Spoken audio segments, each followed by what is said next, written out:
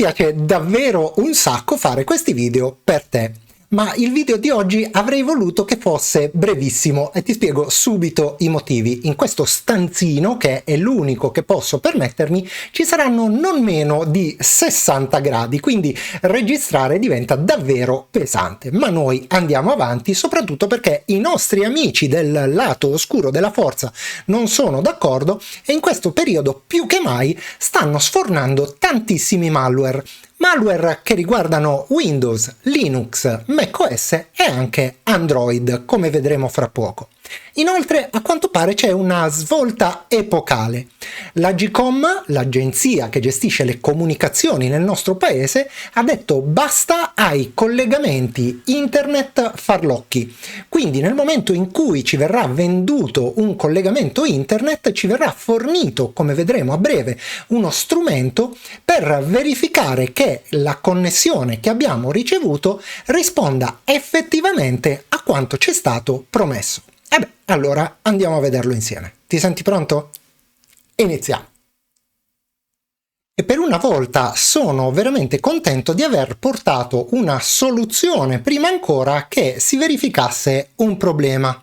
Infatti, se hai seguito il canale, nel video proprio di sabato scorso, per puro caso, devo dire la verità, ho presentato uno strumento Microsoft da affiancare a Windows Defender che lo coadiuva nella rimozione dei malware più pericolosi. Quindi se non hai visto quel video, vallo a vedere e in ogni caso ti lascerò un riferimento nella descrizione di questo video stesso per poterlo trovare più facilmente. Questo perché? Perché stiamo per parlare di Medusa InfoStealer. Che cos'è Medusa InfoStealer? Ce lo spiega nel dettaglio questo stesso articolo e ci dice che Medusa Stealer ha un unico obiettivo: il furto completo di dati. Apprende tutte le azioni degli utenti su internet estraendo una vasta gamma di dati relativi ai browser. Se scorriamo l'articolo un po' più avanti, andiamo a scoprire che oltre a raccogliere dati da 19 app di gestione delle password, e bisognerà che prima o poi affrontiamo insieme l'argomento della gestione delle password perché sta diventando sempre più delicato, ruba dati anche da 76 portafogli crittografici, 95 browser web, Discord, Steam, metadati di sistema e chi più ne ha più ne metta, ivi ricompreso un elenco di giochi installati e ruba perfino delle voci di registro di Windows. Come ci proteggiamo da questo virus? È molto semplice in realtà, basta evitare di frequentare siti pirata e di scaricare materiale non originale. Inoltre, periodicamente possiamo effettuare un'ulteriore scansione proprio con quello strumento di cui ti parlavo poco fa, che dovrebbe metterci ragionevolmente al sicuro. Naturalmente, come sempre, è opportuno usare la testa e la massima prudenza. E le stesse identiche raccomandazioni di prudenza varranno anche a tenerci al sicuro da questa prossima minaccia, che si chiama Bandit Malware. Che cosa fa Bandit Malware? Va ad infettare la bellezza di 17 browser diversi. Senza stare a farti l'elenco, ti dico subito che sono tutti i browser più diffusi, da Edge a Chrome a Firefox a quelli un po' meno diffusi come ad esempio Vivaldi.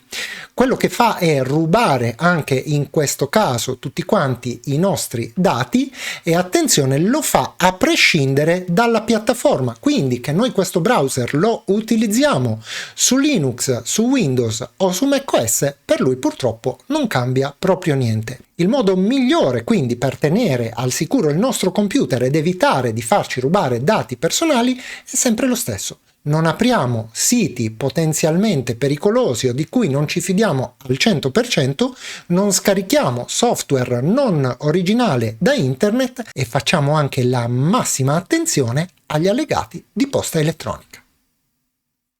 E siccome non c'è due senza tre, eccoci anche qui con Big Head, un malware di tipo un pochino diverso perché tende a spacciarsi per un aggiornamento di Windows.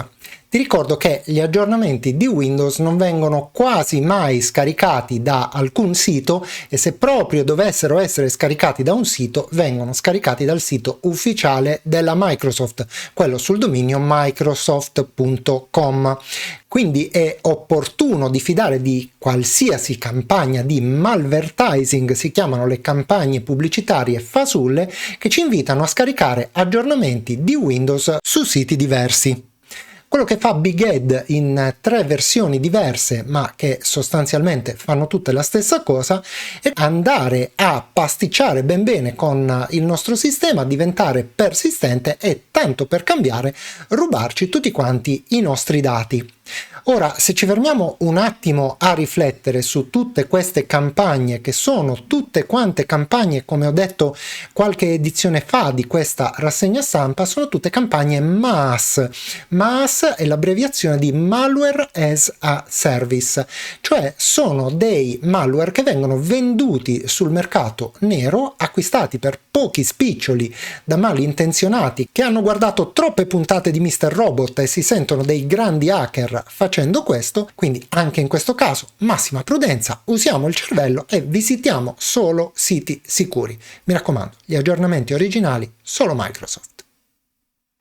E parliamo di questa notizia anche per ricordarci che nessun sistema è sicuro, e infatti ecco Knock Knock, il nuovo malware per macOS. Questo malware viene veicolato attraverso mail di spear phishing.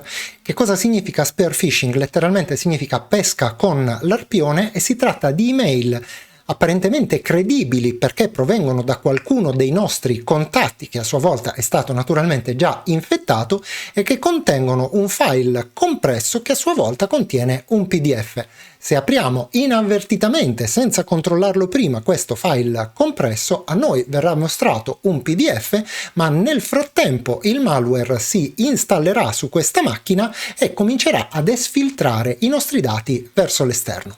Massima attenzione soprattutto se appartieni ad un'entità governativa e utilizzi Mac sul lavoro, perché a quanto pare Knock Knock, questo malware, è stato studiato appositamente per colpire le agenzie governative e non possiamo neanche stare troppo tranquilli se facciamo affidamento su Apple, perché appunto proprio qualche giorno fa ha rilasciato un aggiornamento urgente di sicurezza che si è affrettata a ritirare perché impediva l'apertura di siti bannalucci come Facebook, WhatsApp, Instagram, Zoom e così via. Quindi marcia indietro e aspettiamo che arrivi il nuovo aggiornamento.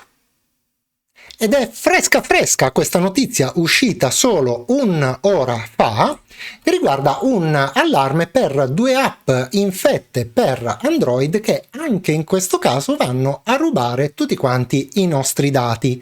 Non deve tuttavia farci paura perché ti mostro immediatamente come liberartene. Le app innanzitutto devi imparare a riconoscerle e sono 2. La prima si chiama File Recovery and Data Recovery ed ha questa iconcina qui. La seconda invece si chiama File Manager e ha quest'iconcina qui. Per stare tranquillo dovrai semplicemente controllare di non avere una o tutte e 2 queste app installate sul tuo smartphone e anche se fossero installate semplicemente ti basterà disinstallarle.